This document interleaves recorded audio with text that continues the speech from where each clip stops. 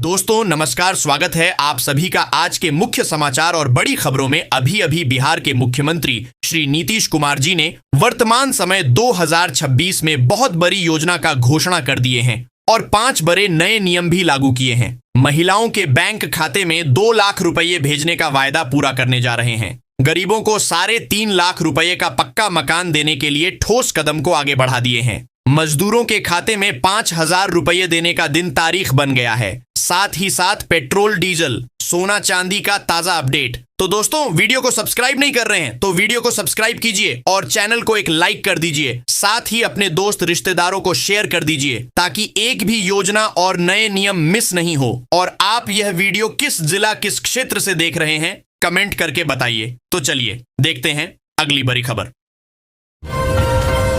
मुख्यमंत्री नीतीश कुमार ने सीतामढ़ी में समृद्धि यात्रा के दौरान जीविका स्वयं सहायता समूहों को बड़ी सौगात दी। उन्होंने 19,124 जीविका दीदियों को 252 करोड़ रुपए का बैंक लिंकेज प्रदान किया, जिससे उन्हें स्वरोजगार के अवसर मिलेंगे। साथ ही सतत जीविकोपार्जन योजना के तहत 386 परिवारों को 1.19 करोड़ रुपए का आर्थिक सहयोग भी मिला। मुख्यमंत्री ने दीदियों के कौशल और आत्मनिर्भरता की सराहना की। नितिन नवीन निर्विरोध भाजपा के 12वें राष्ट्रीय अध्यक्ष चुने गए हैं। केंद्रीय गृह मंत्रालय ने उन्हें इंटेलिजेंस ब्यूरो की रिपोर्ट के आधार पर झेड़ श्रेणी की सुरक्षा प्रदान की है, जिसकी जिम्मेदारी सीआरपीएफ कमांडो संभालेंगे। प्रधानमंत्री मोदी ने उन्हें बधाई दी और अपना बॉस बताया। 45 वर्षीय नवीन सबसे युवा अध्यक्ष बने हैं। पटना में उनके अध्यक्ष बनने पर कार्यकर्ताओं ने ढोल नगाड़ों के साथ जश्न मनाया, जिससे संगठन में नई ऊर्जा की उम्मीद जगी है। मुख्यमंत्री नीतीश कुमार अपने जनसंवाद कार्यक्रम में 7 निश्चय 3 ईज ऑफ लिविंग और महिला रोजगार योजना पर विशेष जोर दे रहे हैं। उन्होंने अगले 5 वर्षों में औद्योगिक इकाइयों की स्थापना, बंद चीनी मिलों को फिर से शुरू करने और 1 करोड़ युवाओं को रोजगार देने की बात कही। मुख्यमंत्री ने बताया कि सरकार का लक्ष्य प्रति व्यक्ति आय को दोगुना करना और आधुनिक तकनीक से लोगों का जीवन आसान बनाना है। मुख्यमंत्री नीतीश कुमार ने 1 अप्रैल 2026 से बिहार में जमीन मापी के लिए नई समय सीमा की घोषणा की है। अविवादित जमीन की मापी 7 कार्य दिवस और विवादित की 11 कार्य दिवस में पूरी होगी। यह फैसला 7 निश्चय 3 के तहत लिया गया है, जिसका उद्देश्य भूमि विवादों को कम करना और प्रक्रिया को सरल बनाना है। 31 जनवरी 2026 तक लंबित मामलों के निपटारे के लिए विशेष अभियान। बिहार सरकार 2,500 से अधिक पंचायत सरकार भवनों के निर्माण पर हुए खर्च का विस्तृत ब्यौरा मांग रही है। भवन निर्माण विभाग ने पंचायती राज विभाग के अनुरोध पर सभी कार्यपालक अभियंताओं को 24 घंटे के भीतर उपयोगिता प्रमाण पत्र जमा करने का निर्देश दिया है। यह कदम वित्तीय पारदर्शिता और निर्माण कार्यों की प्रगति सुनिश्चित करने के लिए उठाया गया है, ताकि ग्रामीण प्रशासन सशक्त हो सके। पटना में सोने चांदी की कीमतें ऐतिहासिक ऊंचाई पर पहुंच गई हैं, जिससे सर्राफा बाजार में ग्राहकों की संख्या घट गई है। चांदी की कीमतों में सोने से भी तेज उछाल आया है। इस वृद्धि से कारीगरों के सामने बेरोजगारी का संकट खड़ा हो गया है, क्योंकि मरम्मत का काम भी मुश्किल से मिल रहा है। कारोबारियों का कहना है कि यदि यही रुझान जारी रहा तो बाजार पर और नकारात्मक असर पड़ेगा, जिससे ग्राहक, कारीगर और छोटे व्यापारी सभी प्रभावित होंगे। पटना के धनरुआ प्रखंड में प्रधानमंत्री आवास योजना के सत्यापन के लिए 500 रुपये की वसूली करने वाले पंचायत रोजगार सेवक राधा रमण प्रसाद का अनुबंध रद्द कर दिया गया है। ग्रामीणों द्वारा घूस लेते हुए वीडियो वायरल होने के बाद डीएम के निर्देश पर यह कार्रवाई हुई। अनियमितता और भ्रष्टाचार के आरोप में उनका पक्ष असंतोषजनक पाए जाने पर यह फैसला लिया गया।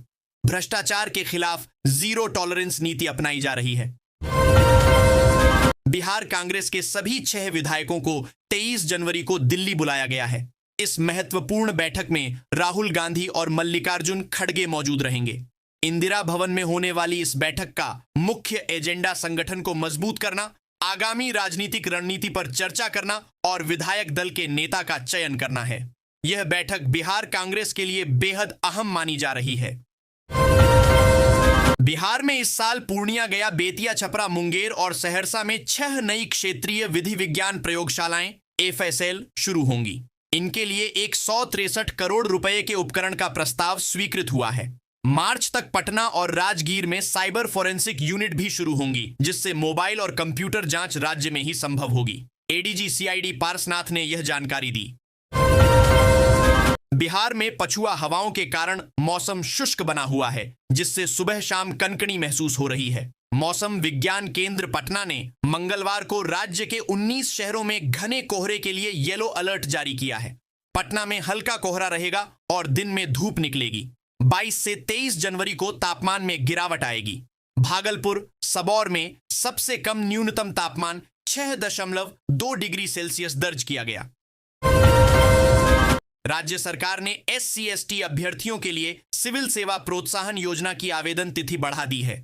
मुख्यमंत्री नीतीश कुमार के निर्देश पर यह फैसला लिया गया, जिससे 71वीं BPSC और SSC प्रारंभिक परीक्षा उत्तीर्ण करने वाले छात्रों को लाभ मिलेगा। अब BPSC के लिए 30 जनवरी और SSC के लिए 1 फरवरी तक आवेदन किया जा सकता है। यह योजना 30,000 से 1 लाख रुपए तक की आर्थिक सहायता प्रदान करती है।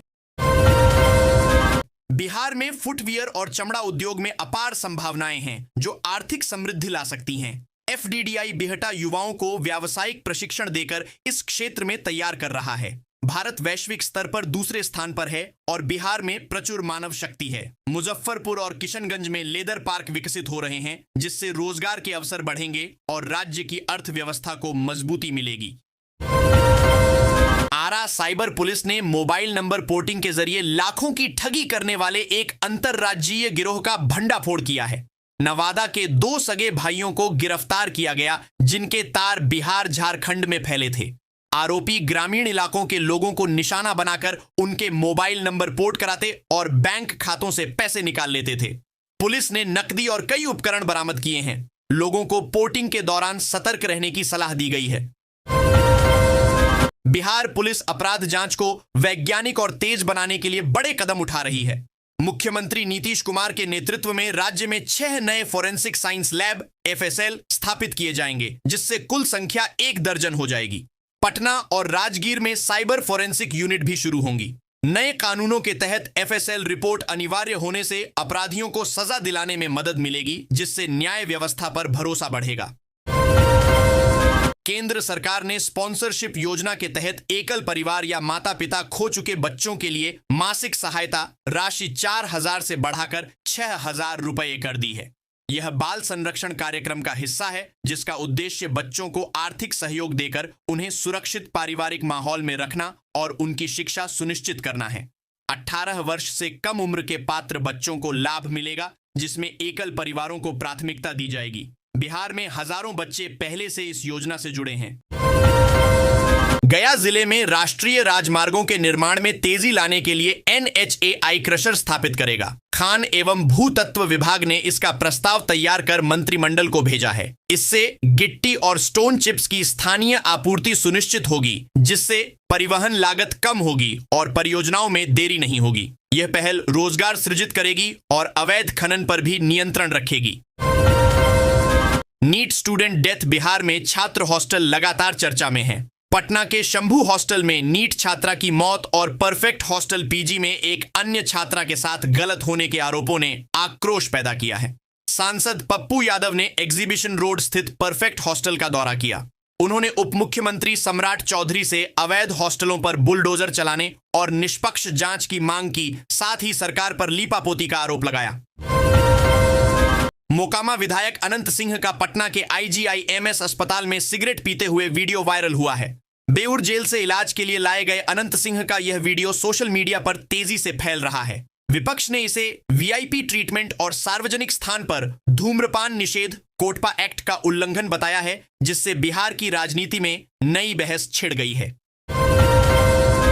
फारबिसगंज में सरस्वती पूजा की तैयारियों को लेकर शांति समिति की बैठक हुई। SDO और SDPO ने लाइसेंस अनिवार्य करने बड़े पंडालों में CCTV लगाने और DJ पर पूर्ण प्रतिबंध लगाने के निर्देश दिए। विसर्जन स्थलों का निरीक्षण करने और गोताखोरों की सूची तैयार करने को कहा गया। 22 जनवरी को फ्लैग मार्च निकाला जाएगा और नगर परिषद सफाई व्यवस्था सुनिश्चित करेगी।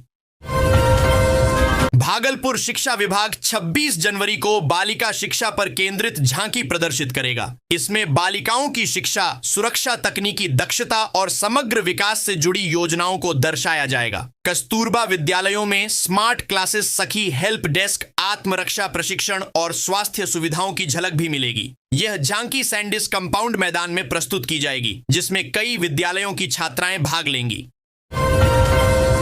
भागलपुर स्टेशन पर रूट रिले सिस्टम और यार्ड आधुनिकीकरण होगा। इससे एक ही पैनल से ट्रेनों का संचालन होगा, जिससे सुरक्षा बढ़ेगी और परिचालन तेज होगा। इलेक्ट्रॉनिक इंटरलॉकिंग और सेंट्रलाइज्ड पैनल की स्थापना की जाएगी। जल जमाव रोकने के लिए ड्रेनेज सिस्टम भी विकसित होगा। मालदा DRM स्थल का निरीक्षण करेंगे। इस परियोजना पर 25 से 30 करोड़ रुपए खर्च होने का अनुमान है। भारतीय सनातन परंपरा में बसंत पंचमी का विशेष महत्व है, जो ज्ञान, विद्या और कला की देवी मां सरस्वती को समर्पित है। 23 जनवरी 2026 को मनाई जाने वाली सरस्वती पूजा के लिए पूरा दिन शुभ है, लेकिन पूर्वाहन 11:40 से अपराह्न 12:28 बजे तक का अभिजीत मुहूर्त विशेष फलदायी माना गया है। इस दिन विद्यारंभ और मां सरस्वती की विशेष पूजा का विधान है। मुख्यमंत्री नीतीश कुमार 23 जनवरी को समृद्ध यात्रा के तहत मुजफ्फरपुर आ रहे हैं। उनके आगमन को लेकर प्रशासनिक तैयारियां जोरों पर हैं। बाजार समिति में शेड निर्माण, पंडाल और अप्रोच पथ दुरुस्त किए जा रहे हैं। अतिक्रमण हटाकर बैरिकेडिंग की जा रही है। सीएम बाजार समिति के नवनिर्मित भवन का उद्घाटन करेंगे और व्यवसायियों से संवाद भी कर सकते हैं। सुरक्षा व्यवस्था के लिए मजिस्ट्रेट और पुलिस बल तैनात किए जाएंगे। मुजफ्फरपुर के सोनारपट्टी में पुलिस बनकर आए 2 बाइक सवार बदमाशों ने कानपुर के 3 कारोबारियों से 1.5 किलो चांदी लूट ली। बदमाशों ने खुद को पुलिसकर्मी बताकर बैग की तलाशी ली और चांदी लेकर फरार हो गए। सीसीटीवी फुटेज में बदमाश कैद हुए हैं, जिसके आधार पर पुलिस जांच कर रही है। व्यापारियों ने पुलिस की सुस्ती पर नाराजगी जताते हुए गश्ती बढ़ाने की मांग की है। यह 1 माह में ऐसी छठी घटना है। रेलवे ने हावड़ा आनंद विहार अमृत भारत एक्सप्रेस के नियमित परिचालन की घोषणा की है, जो गया होते हुए चलेगी। यह ट्रेन 22 जनवरी से हावड़ा से और 24 जनवरी से आनंद विहार से शुरू होगी। 20 कोचों वाली यह ट्रेन गया कोडरमा धनबाद के यात्रियों को दिल्ली से सीधी आरामदायक और किफायती कनेक्टिविटी प्रदान करेगी, जिससे क्षेत्र में उत्साह है। बक्सर के डुमरांव स्थित मुगांव में पंचायत सरकार भवन की डिजिटल लाइब्रेरी ग्रामीण युवाओं के लिए शिक्षा का नया केंद्र बन गई है। इस लाइब्रेरी से पढ़कर 3 युवाओं ने मात्र 1 महीने में सरकारी नौकरी हासिल की है, जिनमें बिहार पुलिस और CRPF में चयन शामिल है। शुल्क, वाईफाई और शांत वातावरण ने उन्हें ऑनलाइन कोचिंग से जुड़कर प्रतियोगी परीक्षाओं की तैयारी में मदद की, जिससे गांव में उत्साह का माहौल है। भाकपा माले के पूर्व विधायक डॉक्टर अजीत कुमार सिंह ने बक्सर के भाजपा नेता प्रदीप राय पर निजी जमीन हड़पने और जाली दस्तावेजों से अवैध निर्माण का आरोप लगाया है। उन्होंने इस संबंध में जिला पदाधिकारी से शिकायत की, जिसमें सुदामा उपाध्याय की पुश्तैनी जमीन पर कब्जे का जिक्र है। पूर्व विधायक ने बताया कि सिविल कोर्ट ने भी अवैध कब्जे पर टिप्पणी की है। वहीं भाजपा नेता ने आरोपों को राजनीतिक साजिश बताते हुए खारिज किया है। बखरी, बेगूसराय में सरकारी फरमान पर अधिकारियों ने जनता की समस्याएं सुनी। अधिकांश मामले भूमि विवाद से संबंधित थे, जिनमें अरुण महतो का पैतृक भूमि में हिस्सा न मिलना और मुन्नी खातून व मोहम्मद मुस्तफा का घर बनाने में अवरोध शामिल हैं। फरियादियों ने पुलिस के असहयोग और CO की अनुपस्थिति की शिकायत की।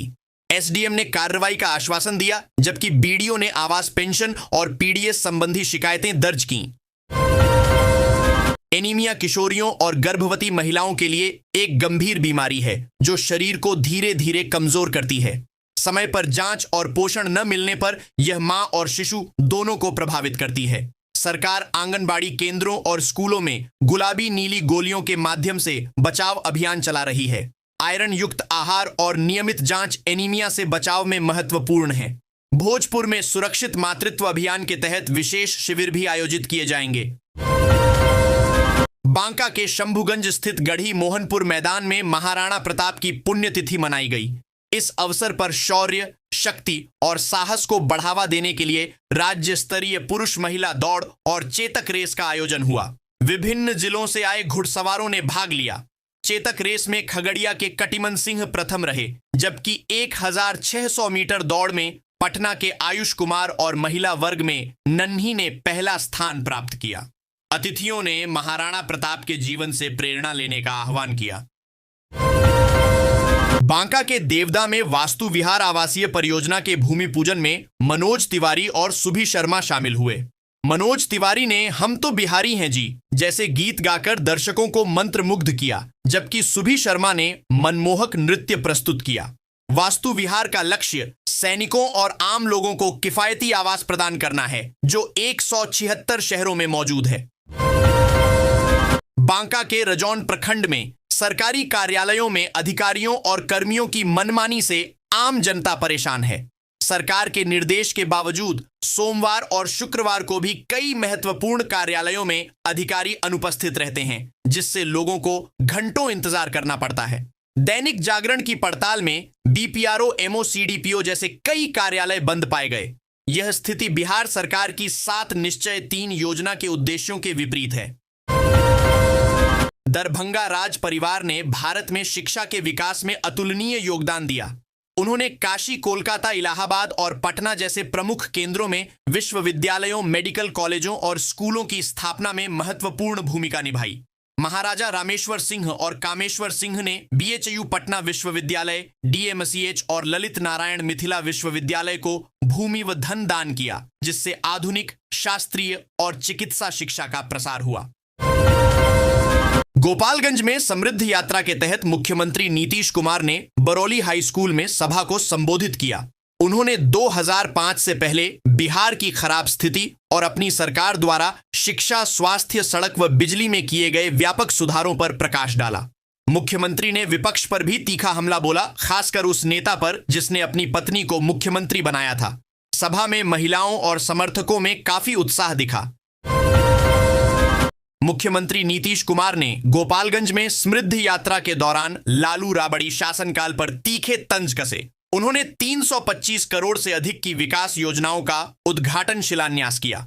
मुख्यमंत्री ने 2005 से पहले बिहार की बदहाली और अपनी सरकार में हुए शिक्षा, स्वास्थ्य व सड़क विकास पर जोर दिया।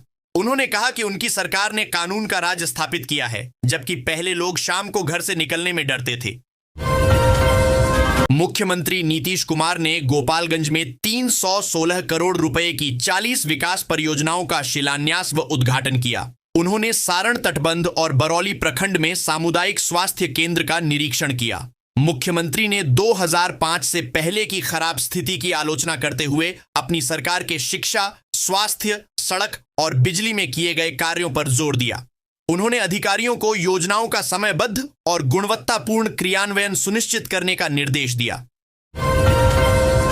सिमुलतला आवासीय विद्यालय के 65 छात्र छात्राएं 2 फरवरी से शुरू हो रही इंटरमीडिएट वार्षिक परीक्षा 2026 में शामिल हो रहे हैं। पिछले 4 वर्षों से टॉप 5 में जगह न बना पाने के बाद विद्यालय प्रबंधन और छात्र खोई हुई प्रतिष्ठा वापस पाने और स्वर्णिम इतिहास दोहराने को लेकर आश्वस्त हैं। कला, वाणिज्य और विज्ञान संकाय के विद्यार्थी पूरी तैयारी के साथ परीक्षा में उतरेंगे, जिससे विद्यालय का नाम फिर से रोशन हो सके।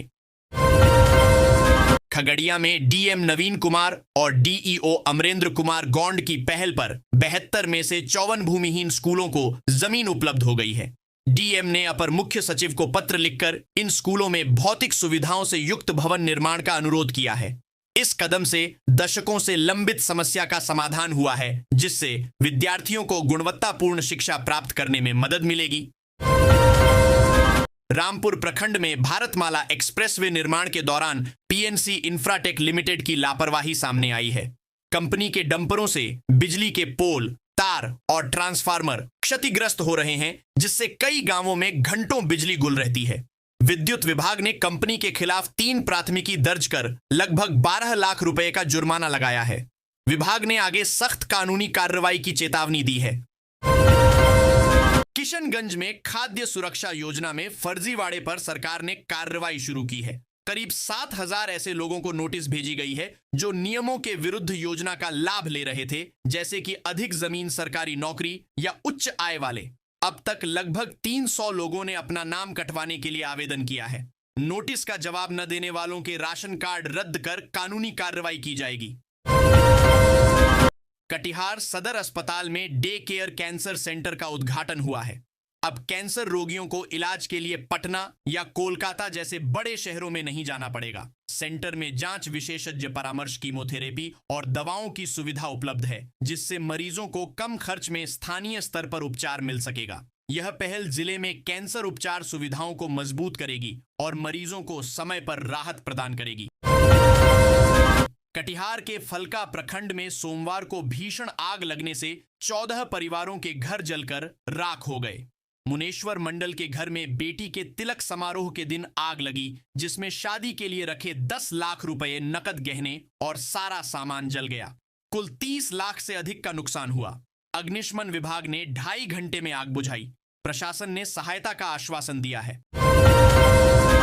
रेलवे 23 जनवरी 2026 से बनारस सियालदह के बीच नई अमृत भारत एक्सप्रेस चला रहा है।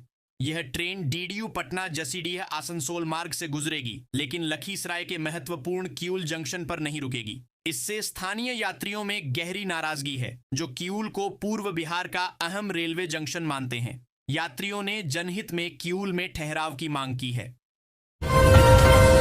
लखीसराय की शिक्षिका आशना सिन्हा का चयन 77वें गणतंत्र दिवस परेड 2026 में कथक नृत्य प्रस्तुति के लिए हुआ है। वे 26 जनवरी को नई दिल्ली के कर्तव्य पथ पर अपनी कला का प्रदर्शन करेंगी। यह भारत सरकार के संस्कृति मंत्रालय द्वारा आयोजित एक प्रतिष्ठित कार्यक्रम है। इस उपलब्धि से लखीसराय जिले को राष्ट्रीय स्तर पर पहचान मिली है, जिससे क्षेत्र में खुशी का माहौल है। मधुबनी में स्वास्थ्य विभाग ने अवैध रूप से संचालित नर्सिंग होम और निजी अस्पतालों पर कड़ी कार्रवाई की है। पिछले 3 महीनों में 10 से अधिक ऐसे संस्थानों पर छापेमारी कर उन्हें बंद करने का आदेश दिया गया है। इन सभी पर 50 से 50 हजार रुपए का जुर्माना लगाया गया, जबकि एक मदरहुड नर्सिंग होम पर 2 लाख रुपए का भारी जुर्माना लगा। यह अभियान अवैध स्वास्थ्य सेवाओं पर अंकुश लगाने के लिए जारी रहेगा। तारापुर की प्रखंड शिक्षा पदाधिकारी कुमारी कंचन लता का मुंगेर में दोनों कार्यकाल विवादों से घिरा रहा है। पहले हवेली खड़गपुर में उन पर आरोप लगे थे, जिसके बाद उन्हें दंडित किया गया। अब तारापुर बीओ रहते हुए उन पर कार्यालय कार्य संस्कृति भंग करने, मनमानी करने, शिक्षकों से अवैध वसूली और सरकारी अनुदान के गबन जैसे गंभीर आरोप लगे हैं। जिला स्तरीय जांच समिति की रिपोर्ट के आधार पर उनके खिलाफ फिर से विभागीय कार्रवाई की तलवार लटक गई है। नितिन नवीन के भाजपा के कार्यकारी राष्ट्रीय अध्यक्ष पद पर निर्विरोध नामांकन के बाद उनका स्थायी अध्यक्ष बनना तय है। इस ऐतिहासिक उपलब्धि का जश्न मंगलवार को उनके पैतृक गांव अमावा, नवादा में भव्य रूप से मनाया जाएगा। हिसुआ विधायक अनिल सिंह के नेतृत्व में फूलों और अबीर की होली खेली जाएगी। यह नवादा जिले के लिए गर्व का क्षण है। पूर्णिया के जिलाधिकारी अंशुल कुमार ने कृषि विभाग को किसानों की त्रुटि रहित फार्मर रजिस्ट्री जल्द पूरी करने का निर्देश दिया है, ताकि कोई योग्य किसान छूटे नहीं। उन्होंने लंबित योजनाओं और न्यायालय से संबंधित मामलों का त्वरित निष्पादन सुनिश्चित करने को भी कहा। साथ ही गणतंत्र दिवस समारोह की भव्य तैयारी के लिए विस्तृत निर्देश दिए, जिसमें झांकियां और सुरक्षा व्यवस्था शामिल है। रूपौली में अंचलाधिकारी के फर्जी हस्ताक्षर कर 24 लाख रुपए के गबन के आरोप में पूर्व नाजिर शिशिर कुमार को गिरफ्तार किया गया है। उस पर सेंट्रल बैंक से चेक द्वारा और नकद में सैरात खाते से राशि निकालने का आरोप है। वर्तमान में धमदाहा में कार्यरत शिशिर कुमार को न्यायिक हिरासत में भेजा गया है। सीओ शिवानी सुरभि ने बताया कि अन्य खातों की भी जांच जारी है। नितिन नवीन के भाजपा के राष्ट्रीय अध्यक्ष बनने पर उनके ननिहाल औरंगाबाद में भव्य जश्न मनाया गया। दिल्ली में पदभार ग्रहण समारोह का सीधा प्रसारण एलईडी स्क्रीन पर दिखाया गया, जहां कार्यकर्ताओं ने अबीर गुलाल उड़ाकर, पटाखे फोड़कर और मिठाइयां बांटकर खुशी मनाई। प्रधानमंत्री मोदी के नितिन नवीन अब मेरे बॉस हैं कहने पर कार्यकर्ताओं में जबरदस्त उत्साह दिखा। यह औरंगाबाद और बिहार के लिए गर्व का क्षण है। मुख्यमंत्री नीतीश कुमार के सारण, छपरा दौरे के मद्देनजर जिला प्रशासन और पुलिस पूरी तरह सतर्क है। समृद्ध यात्रा के तहत उनके आगमन को लेकर सुरक्षा के कड़े इंतजाम किए गए हैं। सभी संबंधित स्थलों को अस्थायी रेड जोन और नो ड्रोन फ्लाई जोन घोषित किया गया है, जिसमें 5 किलोमीटर के दायरे में उड़न उपकरणों पर प्रतिबंध है। उल्लंघन करने वालों पर सख्त कानूनी कार्रवाई होगी। प्रशासन ने आम जनता से सहयोग की अपील की है। मुख्यमंत्री नीतीश कुमार 22 जनवरी को सिवान में 201.83 करोड़ रुपए की 71 विकास योजनाओं का शिलान्यास और उद्घाटन करेंगे। इनमें पंचायत भवन, स्वास्थ्य सुविधाएं और शिक्षा से संबंधित परियोजनाएं शामिल हैं। वह मैरवा मेडिकल कॉलेज, सामुदायिक स्वास्थ्य केंद्र और जल जीवन हरियाली पार्क का निरीक्षण करेंगे। मुख्यमंत्री राजेंद्र स्टेडियम में समीक्षा बैठक और जनसभा को भी संबोधित करेंगे। सुपौल में जिला निर्वाचन पदाधिकारी की अध्यक्षता में कोसी स्नातक निर्वाचन क्षेत्र के एमएलसी चुनाव के लिए मतदान केंद्रों पर राजनीतिक दलों की सहमति बनी। कुल 13 प्रस्तावित मतदान केंद्र सरकारी भवनों में होंगे, जिनमें प्रत्येक पर 1400 से कम मतदाता होंगे।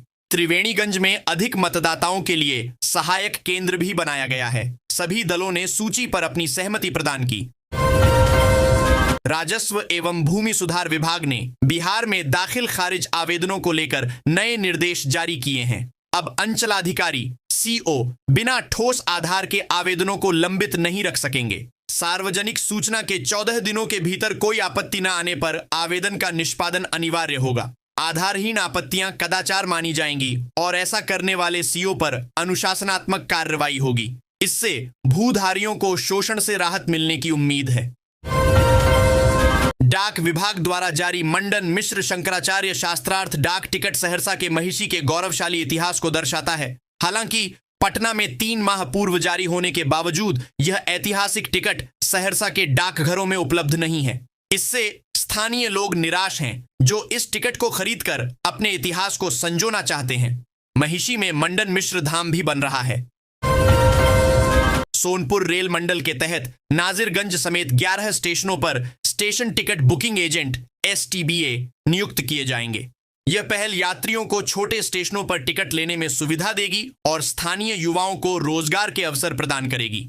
आवेदन की अंतिम तिथि 16 फरवरी है। चयनित एजेंटों को 3 साल के लिए नियुक्त किया जाएगा और उन्हें कमीशन के आधार पर पारिश्रमिक मिलेगा। मैट्रिक पास युवा आवेदन कर सकते हैं।